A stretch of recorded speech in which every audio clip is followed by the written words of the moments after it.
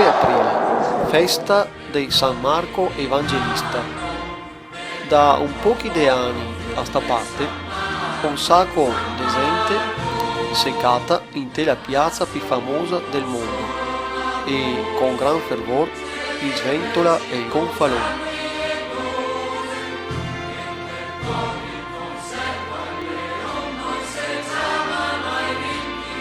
Siamo qua che non abbiamo botte di bandiere e so e sembra che siamo in fuori.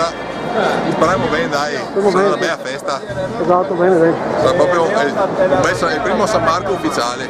Primo ufficiale. Sì, perché il comune che ha autorizzato, che manda d'accordo a finire anche.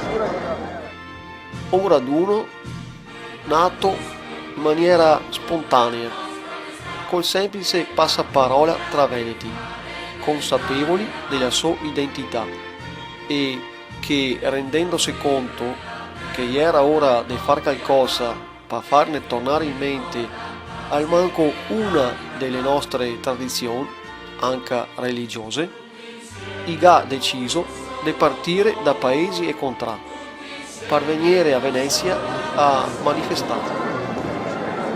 Quella che parea essere un'idea portata avanti da pochi, siamo arrivati sto anno a contare centenari e centenari di patrioti e per la prima volta con la partecipazione del primo reggimento Veneto Real in divisa di quel tempo e l'orchestra e coro della Fenice.